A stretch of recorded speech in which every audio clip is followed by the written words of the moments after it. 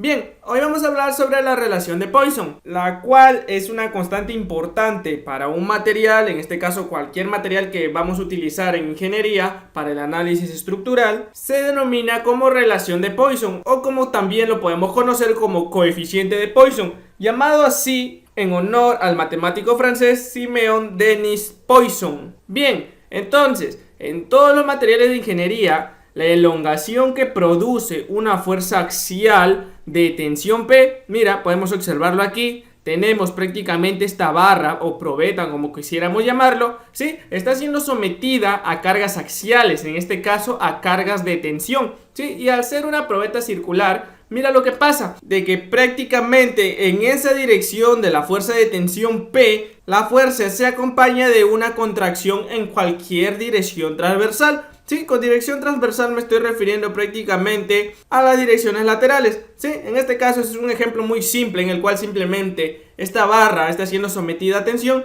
Es decir, de que a medida de que se aplique esta carga axial P, ¿qué es lo que pasa en el eje axial? Lo que conocíamos era de que este material, en este caso esta barra, sufre cierta deformación, ¿sí? Cierto alargamiento positivo por tratarse de una fuerza de tensión, ¿sí? Pero ahora la relación de Poisson me dice de que prácticamente a toda elongación axial corresponde a una contracción transversal, ¿sí? Y eso lo podemos denotar aquí, mira, tenemos aquí principalmente, ¿sí? Lo podemos observar aquí, la forma original que tenía esta barra, pero luego de que se somete a la carga P, ¿sí? ¿Qué pasa? Genera una deformación delta, ¿no? Delta medios para un lado y delta medios para el otro lado, ¿no? Entonces la deformación total sería delta. Mientras que aquí, ¿sí? Podemos observar que tenemos un radio R, ¿sí? Lo podemos observar. Inicialmente tiene este radio R, pero ¿qué pasa? Como dije que se iba a generar una contracción transversal, se genera un delta prima, o sea una deformación de su radio.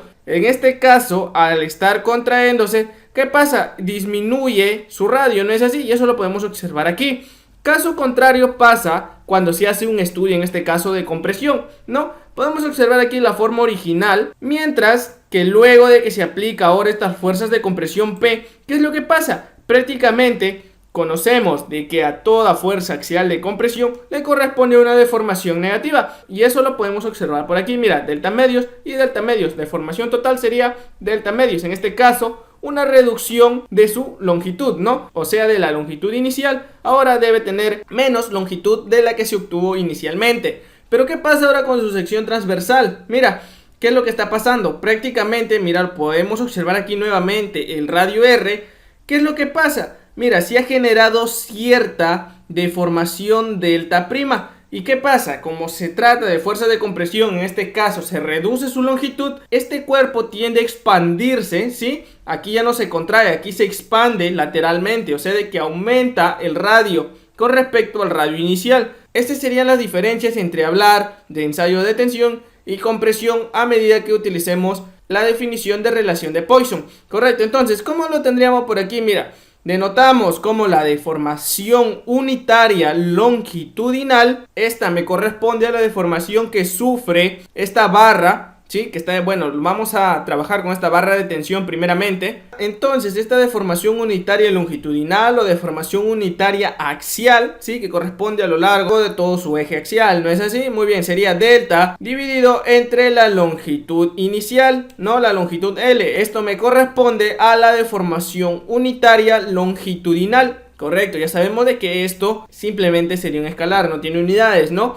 Muy bien, mientras que ahora para la deformación lateral, sí, mira, deformación lateral, ¿qué es lo que obtendríamos? Simplemente, en este caso, la reducción del radio, en este caso sería la deformación delta prima, lo tenemos por aquí, dividido entre el radio inicial. Correcto, lo tendremos por aquí. Esta vendría a ser la deformación unitaria lateral, ¿no? La cual me indica cómo se deforma esta barra a medida que se aplica la carga P. Pero en este caso estamos hablando de la parte lateral, ¿no? Este es un ejemplo muy general, se podría decir, ¿sí? Muy bien, entonces lo que tendríamos por aquí, deformación unitaria longitudinal o deformación unitaria axial. Y aquí esta sería la definición de deformación unitaria lateral. Bien, continuamos por aquí. Tendríamos, ¿sí? En este caso, un caso más general, una barra cuadrangular, correcto, un prisma recto, podríamos decirlo así, sometido a la carga axial P, que podemos observar aquí. En este caso hemos dimensionado en los tres ejes, en el eje X, eje Y y eje Z, toda esta barra, correcto. Entonces, ¿qué es lo que pasa? De que a medida de que se aplique esta carga P, se genera un esfuerzo, ¿no es así? Entonces, ¿cómo estaría denotado ese esfuerzo? Sería la carga P dividido entre el área de sección transversal, correcto, eso lo conocemos. Bien, entonces, lo coloco por acá. Ese esfuerzo axial, en este caso, ¿dónde está dirigido? En el eje X, correcto. Sería la fuerza P dividido entre el área de sección transversal, el área inicial.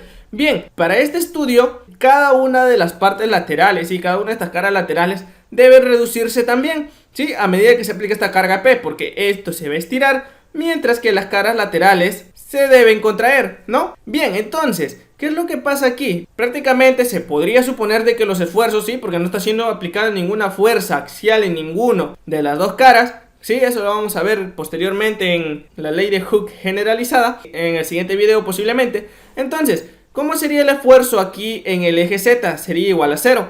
¿Sí? ¿Y cómo sería el esfuerzo aquí en el eje Y? También sería igual a 0, porque prácticamente no hay ninguna fuerza aplicada en ninguna de esas caras. Pero lo que se debe suponer es de que si no hay esfuerzo, ¿no? El esfuerzo en el eje Z sería igual al esfuerzo en el eje Y esto debe ser igual a 0, ¿no? Entonces se debe suponer de que por ley de Hooke, ¿sí? Por ley de Hooke, que yo conozco que el esfuerzo es igual a módulo elástico por deformación unitaria, ¿correcto? Entonces, a partir de esta ley de Hooke, yo pienso, si el esfuerzo es 0, entonces no hay deformación unitaria, cosa que es un pensamiento errado, ¿no? En este caso, a ver, vamos a denotar por aquí los esfuerzos en una barra cargada axialmente, ¿sí? Mira, tenemos por aquí la denotación, como dije al principio, ¿sí? El esfuerzo en el eje Y, 0, el esfuerzo en el eje Z, 0, mientras que el esfuerzo en el eje X sería la carga P dividido entre el área de sección transversal, correcto. ¿Y qué es lo que vamos a tener por aquí? ¿Sí? Este ya vendría a ser la contracción transversal de una barra bajo fuerza de tensión axial, ¿sí? Entonces prácticamente se podría decir que es su diagrama de cuerpo libre. Inicialmente tendríamos esto, ¿sí? Inicialmente, entonces luego de que se aplique esa carga P, ¿qué es lo que pasa con su longitud axial? Incrementa, ¿no es así? Mira, aquí podemos tener un delta medios. Por aquí tendríamos otro delta medios, el cual me genera una deformación total delta, ¿no es así? Muy bien, entonces esta sería la deformación, en este caso, sí, teniendo como referencia mi eje de coordenadas, sí, que tengo aquí al principio. Tengo por aquí en el eje axial sería X, para aquí, para una cara lateral sería Z, y para la parte de arriba sería el eje Y, ¿sí? Siempre guiándome a este sistema de referencias. Ahora, a partir de aquí es de donde Dennis Poisson estableció su relación o coeficiente, se podría decir así, ¿correcto? Entonces, tendríamos por aquí la relación de Poisson o coeficiente de Poisson, está denotado por la deformación unitaria lateral dividido entre la deformación unitaria axial, ¿sí? Y si te fijas aquí, tiene un signo negativo. ¿Eso por qué? Porque prácticamente, mira, ¿cómo sería la deformación unitaria axial primeramente? La deformación unitaria axial sometida a cargas de tensión sería positiva, ¿no es así? Porque sufre alargamiento toda esta barra. Mientras que la deformación unitaria lateral, sí, mira, ¿qué está pasando en este caso con estas deformaciones? Mira, tenemos por aquí, mira, a partir de aquí, mira cómo está prácticamente, mira, toda esta longitud que tenemos aquí sería prácticamente la reducción en el eje lateral que corresponde al eje Y, correcto, eso, y a la parte de abajo también tendría otra reducción, ¿sí? Entonces, como es una deformación unitaria, vendría a estar dado como una reducción, o sea, una contracción. Eso me indica de que la deformación unitaria lateral debe darme negativa, ¿sí? En este caso de que se trata de un ensayo de tensión, porque puede ocurrir el caso en el cual la deformación unitaria axial sea de compresión.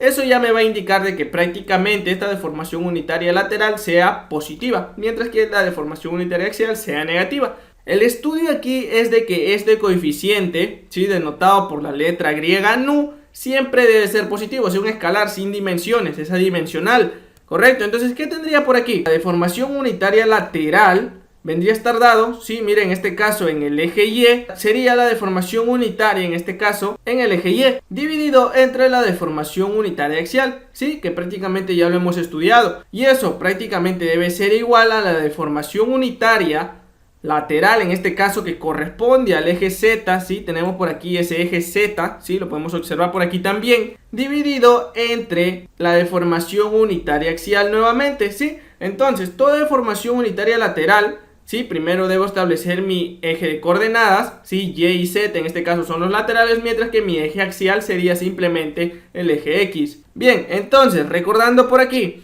esto es ley de Hooke, ¿no es así? ¿Cómo estaría dado? Esfuerzo en el eje axial estaría dado por deformación unitaria en el eje axial multiplicado por el módulo elástico. En este caso, ¿qué he despejado? He despejado esta deformación unitaria axial. Entonces, ¿cómo quedaría aquí? Sí, mira cómo queda si yo reemplazo prácticamente esta deformación unitaria axial en esta ecuación de aquí, ¿sí? Y despejo lo que me interesa. En este caso me interesa conocer las deformaciones unitarias laterales.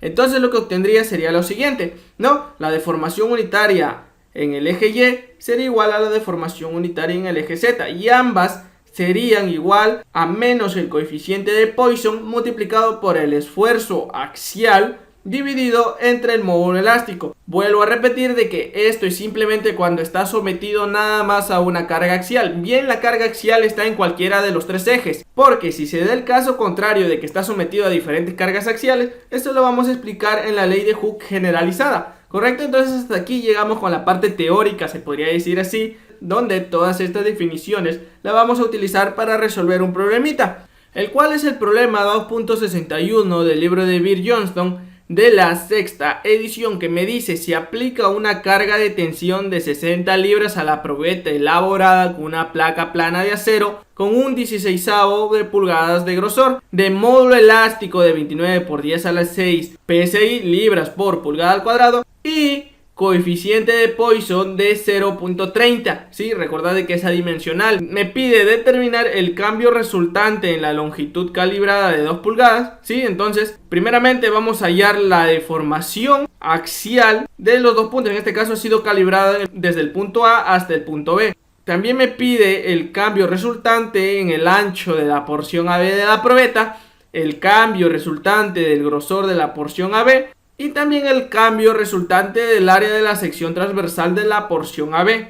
Vamos a empezar con esta solución de este problema 2.61, ¿sí? Tenemos por aquí, a ver, primeramente voy a tratar de graficarlo en una manera más tridimensional para poder observar prácticamente aquí el espesor de esta probeta, ¿correcto? Entonces tendría por aquí prácticamente de esta manera, ¿sí? Bien, prácticamente lo voy a tener de esta manera, ahí está. Bien, entonces voy a poner por aquí la siguiente dimensión que me dice que tiene un 16avo de pulgada de grosor, correcto, en este caso se podría llamar el espesor, ¿no? Un 16avo vendría a ser todo esto, ¿sí? Entonces, ¿qué tendría por aquí? Yo voy a tener por aquí en esta longitud calibrada una sección transversal, ¿no es así? Mira, una sección transversal, en este caso rectangular, un 16avo de pulgada, y en este caso me da por aquí la medida de media pulgada, en este caso de ancho. Entonces vamos a empezar primeramente hallando el enunciado A. El enunciado A lo que me pide es el cambio resultante de la porción AB de la probeta, sí, en esta longitud calibrada desde el punto A hasta el punto B, correcto. Entonces esta longitud calibrada es de 2 pulgadas. Entonces esto es muy fácil ya, porque simplemente vamos a hallar cuánto sería esa deformación entre estos dos puntos, ¿no? Y eso es simplemente aplicar la ley de Hooke, sí. A ver, voy a dar primeramente una referencia a todo este sistema, mira, de esta manera, correcto, y está el eje axial, lo voy a tomar todo esto, sí, este sería el eje axial X, por aquí voy a tomar el eje Z, y por aquí el eje Y, sí, el eje Z me corresponde al grosor, que sería de un 16avo de pulgada, mientras que el eje Y me corresponde al ancho, y el eje X a la dirección axial, correcto. Entonces, para la longitud calibrada de 2 pulgadas, simplemente aplicamos la ley de Hooke, que conocemos por ley de Hooke. En este caso sería el esfuerzo axial, en este caso el esfuerzo en el eje X, sería módulo elástico multiplicado por deformación unitaria en el eje axial, correcto, y está, o sea, deformación unitaria en el eje X. Bien, ¿qué conozco yo aquí del esfuerzo? El esfuerzo es la fuerza aplicada dividido entre el área de sección transversal. En este caso, ¿cuál es la fuerza aplicada a lo largo del eje X? Serían 600 libras, ¿no es así? Entonces colocamos por acá de frente 600 libras. Esto dividido entre el área de sección transversal de esta probeta. ¿Cuánto sería? Mira, dije aquí que iba a ser una sección rectangular, ¿no? Un 16avo de pulgada multiplicado por el ancho, ¿no? Que sería un medio. Ya está. Esto me debe dar en pulgadas al cuadrado. Sí, recuerda de que este esfuerzo es fuerza axial dividido entre el área de sección transversal, ¿no? Esto debe ser igual al módulo elástico. En este caso me dice que es de un material de acero, ¿no? Y aquí el mismo problema me lo da, 29 por 10 a la 6 PSI. Entonces eso sería 29 por 10 a la 6 PSI. PSI son libras por pulgada al cuadrado. Muy bien, esto multiplicado por deformación unitaria axial. En este caso, esa deformación unitaria axial está denotado por la variación de longitud, ¿sí?, dividido entre la longitud inicial, ¿sí? Eso corresponde aquí a esta deformación unitaria. Entonces, lo único que hay que hacer aquí sería, primeramente, simplificar estas unidades. Mira, pulgadas al cuadrado en ambos miembros y libras también. De aquí, ¿cuánto es el valor de esa longitud inicial? Sería la longitud inicial, en este caso la longitud calibrada al principio, ¿no? Que sería de 2 pulgadas. Vamos a colocarlo de una vez, ya que lo acabo de explicar. Entonces ponemos por aquí las 2 pulgadas. Bien, finalmente lo único que me queda despejar sería esta variación de longitud, que sería el cambio resultante de la longitud calibrada entre los puntos A y B, correcto. Entonces esa variación de longitud, ¿sí?, luego de que yo resuelva esta ecuación, lo único que me queda sería despejar y mira, me debe quedar en unidad de pulgadas, ¿no es así? Entonces lo único que me queda resolver aquí sería 1,324 por 10 a la menos 3 pulgadas. Mira, ahí está. Tenemos por aquí la primera respuesta, muy sencillo, ¿no? Bien, vamos a continuar por aquí entonces. Ahora, el enunciado B, ¿qué es lo que me está pidiendo? El enunciado B lo que me pide es el cambio resultante en el ancho de la porción AB, ¿sí? ¿Cuál sería el ancho? En este caso, el ancho vendría a estar denotado como mi eje de referencias, que lo di por aquí, ¿sí? Mira todo esto, que sería el eje Y, correcto. Entonces, eso es lo que yo necesito. Y aquí ya vamos a empezar a hacer uso del coeficiente de Poisson, ¿no es así? Mira, yo conozco de que ese coeficiente de Poisson, esa letra Y nu, sería menos la deformación unitaria lateral. En este caso, ¿en qué eje estoy trabajando primero? En el eje Y, correcto, dividido entre la deformación unitaria en el eje axial. En este caso el eje axial lo he notado como el eje X, correcto. Muy bien, entonces, ¿cómo hay esta deformación unitaria? Muy bien, aquí los datos que conozco, el coeficiente de Poisson lo conozco, y también puedo conocer aquí la deformación unitaria en el eje axial, donde me quedaría simplemente la deformación unitaria en el eje Y, el cual me va a servir para hallar el cambio resultante en el ancho de esta porción. Bien, entonces primeramente hallo esta deformación unitaria en el eje axial. ¿Sí? ¿De dónde lo saco? De aquí prácticamente. Mira, esto ya lo debería conocer. Entonces, ¿cómo sería esa deformación unitaria en el eje axial? Simplemente sería, ¿sí?, si lo despejo, esfuerzo axial dividido entre módulo elástico. Correcto, ahí está. Pero, ¿cuánto sería este esfuerzo axial? Todo este esfuerzo axial debe ser de toda esta magnitud de aquí, ¿no? La fuerza axial de 600 libras dividido entre el área de sección transversal. Sí, entonces si yo opero todo esto, el valor del esfuerzo axial debe ser de 19,2 KSI. Ya está. Esto dividido módulo elástico de 29 por 10. En este caso, como son PSI, lo puedo pasar a 3 KSI, ¿sí? Entonces ya de aquí lo estoy pasando para poder simplificar unidades. Recuerda de que la deformación unitaria es adimensional. Entonces aquí, finalmente, esa deformación unitaria axial debe darme un valor de 0,662 por 10 a la menos 3. Ya está, mira, sí, esto es coma. Bien, ahora que ya hallé prácticamente cuánto es el valor de esta deformación unitaria axial, lo único que me queda aquí sería reemplazar datos, ¿no es así? Bien, entonces, ¿cuánto es el coeficiente de Poisson? Aquí el problema me lo da, me dice que es de 0,30, ¿no? Entonces colocamos por acá, a ver, 0,30, ¿ya? Esto debe ser igual, menos, a ver, vamos a colocar por aquí, deformación unitaria, en este caso en el eje Y, que sería la deformación unitaria para el ancho, correcto. Entonces esto no lo conozco, lo dejo aquí. Muy bien, dividido entre deformación unitaria axial, que la cual es positiva, ¿no? Porque se está alargando, entonces sería 0,662 por 10 a la menos 3. Bien, de aquí yo despejo cuánto sería el valor de esa deformación unitaria, ¿sí? El cual debe ser de menos 0,1986 multiplicado por 10 a la menos 3. Ya está, mira. Esta sería la deformación unitaria lateral, ¿sí? En este caso sabemos que va a cumplir lo mismo para cualquiera de los dos ejes laterales, Y y Z. Bien, ¿cómo estaría denotado entonces esta deformación unitaria en el eje Y, que corresponde al ancho? Sí, sería la variación, ¿sí? En este caso la variación de longitud en el eje Y.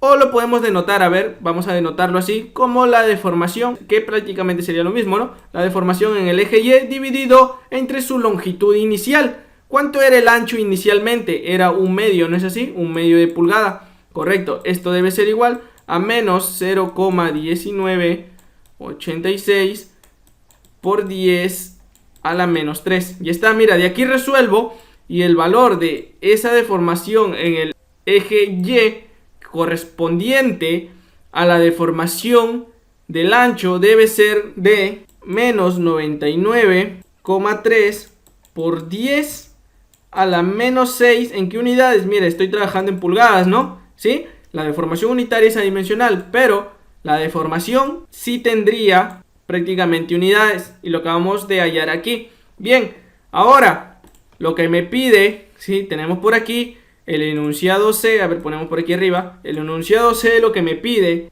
es el cambio resultante en el grosor de la porción. ¿Qué conozco yo? De que la deformación lateral, ¿sí? La deformación lateral aquí en el eje Y debe ser igual a la deformación lateral en el eje Z. No, esto es teóricamente hablando, ¿no? Porque ya lo hemos visto al principio. Mira, lo puedes observar por aquí.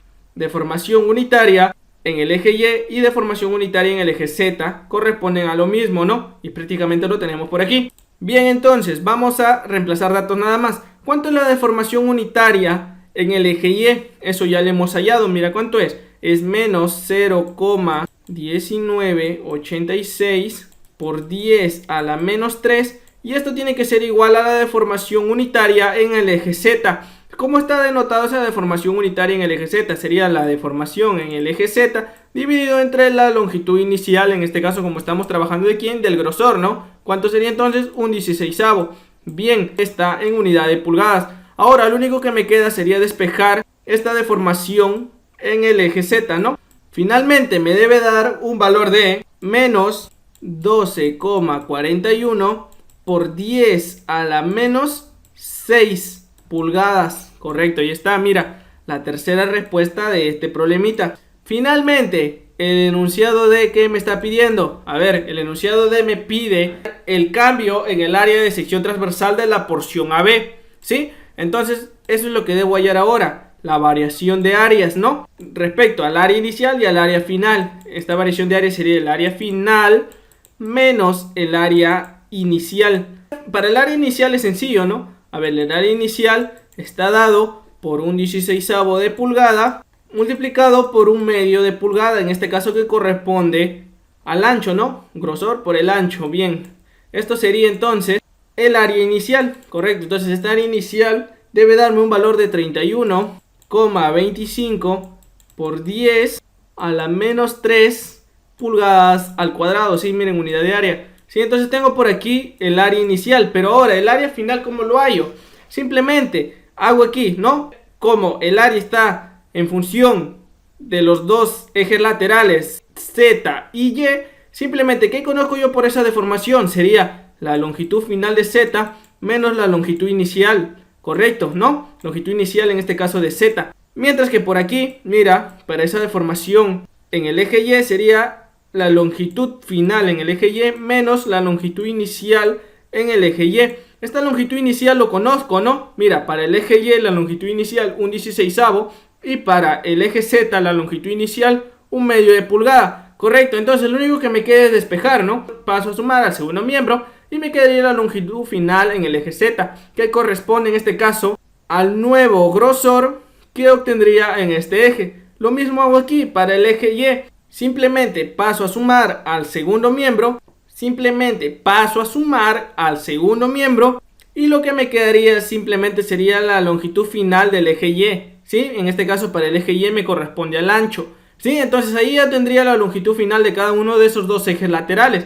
Entonces multiplico la longitud final del eje Z y la longitud final del eje Y. Ahí me debe dar un área y hay que tener en cuenta de que hay que utilizar todos esos decimales porque estamos trabajando con unidades muy pequeñas. Entonces eso es muy importante también al momento de que se resuelve este último enunciado, el cual es el D, correcto. Entonces hay que trabajar más o menos, si no me equivoco, con unos 6 o 7 decimales significativos, ¿sí? Entonces ya tengo el área inicial y aquí también multiplicando la longitud final en el eje Z y la longitud final en el eje Y, simplemente ya me debe dar cuánto es el valor del área final, ¿sí? Entonces, como dije, es un cálculo de más o menos 6 o 7 decimales significativos.